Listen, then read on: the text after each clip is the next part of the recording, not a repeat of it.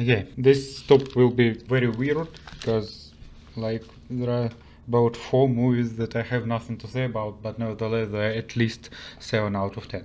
Starting from the bottom, number 9.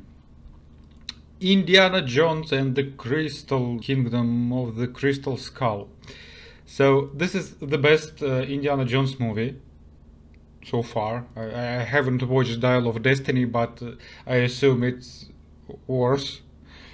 Right now I'm watching movies from 2019, but I'll eventually get to Dial of Destiny, but I assume it's worse.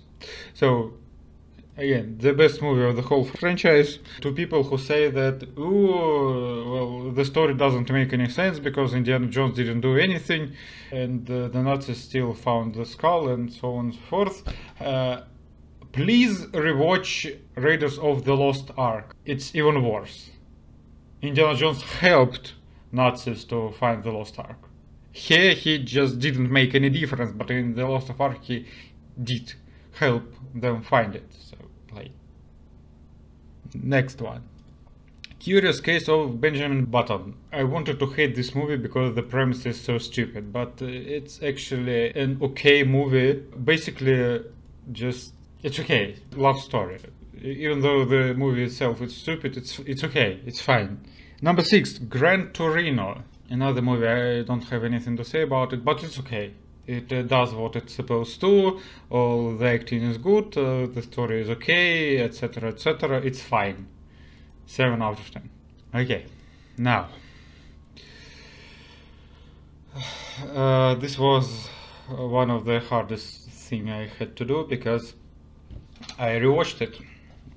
It used to be rated 10 out of 10 since the time I watched it when it came out, and it made an indelible impression on me, and I have lived 16 years, no, 17, thinking it was one of the greatest movies of all time, but I rewatched it, and unlike The Matrix, which stayed at its at its place, The Dark Knight fell 3 points.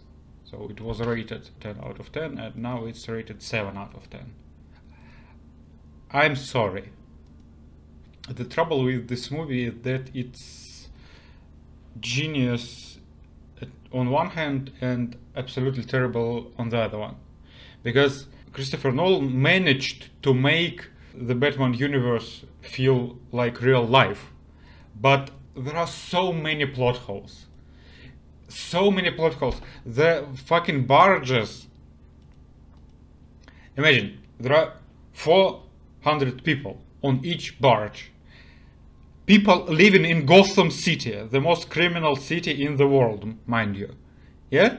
None of them, including the barge full of criminals, none of them tried to save their life and the life of their family. None of them. It makes zero fucking sense. It's the biggest plot hole, but sadly it's not the only one. I can't rate it 10 out of 10 or 9 out of 10 or even 8 out of 10 because of how stupid this whole premise is. It's an okay movie, but it's no more than that, sadly. Nolan is a genius, Christian Bale is a genius, and Heath Ledger is also genius. But it doesn't make it 10 out of 10 movie, and it doesn't make it 9 out of 10 movie, and it doesn't make it 8 out of 10 movie, because if your story is riddled with plot holes, it can be only classified as an okay movie, as a good movie, not a great one. I'm sorry. It hurts my soul to do this, but this rating is not about movies I like, and I still like Dark Knight. I still like it. There are a lot of great things about it. There are a lot of things that were never done before. But it's not 10 out of 10. I love it. If I rated this movie based on how I like this movie, it would have stayed 10 out of 10, but it's not. It's an objective rating, and I'm giving it an objective rating. It's 7 out of 10. I'm sorry. Okay, 8 out of 10. Burn after reading. It's a dark comedy. It's stupid. It's made by Coen Brothers. It's stupid. It's funny. It's dark. And it's ultimately okay. Yeah. Number 4. Also 8 out of 10. Slumdog Millionaire. This movie is great because it shows India or any other low-income life, basically.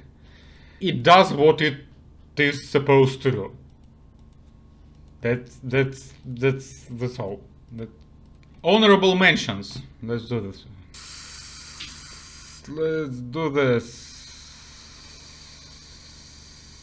Something. Give me something. Give me something. Something. No honorable mentions. Nothing to say.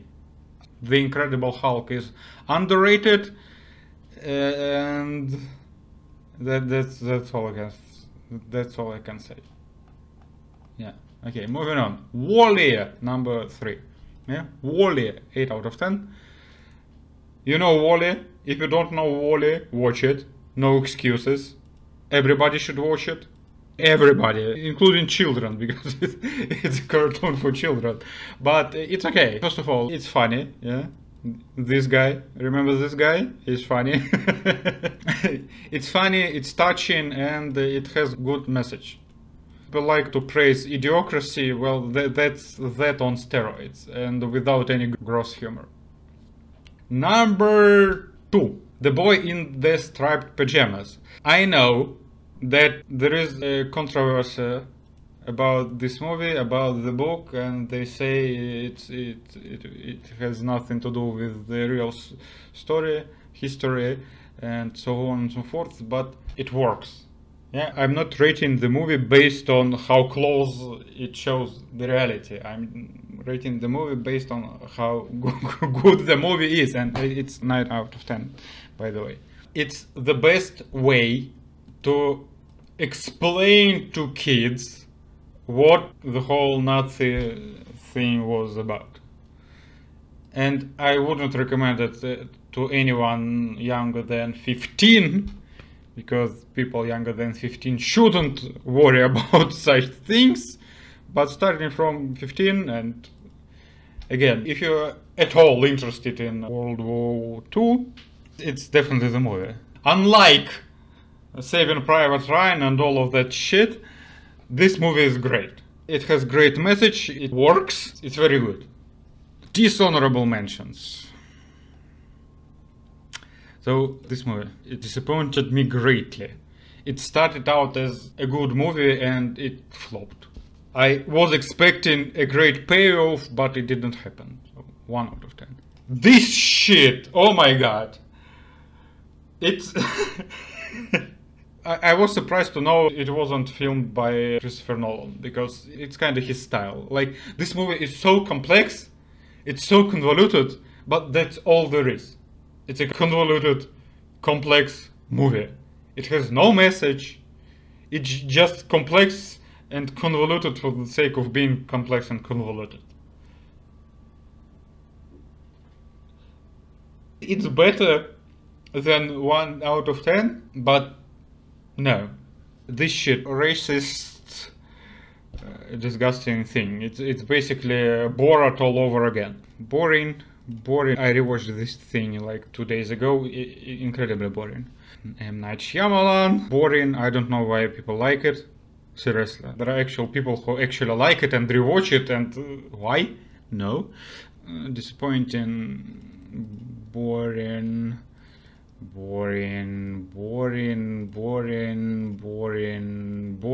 This is a remake, and it's no better than the original, because the original also got 4 out of 10.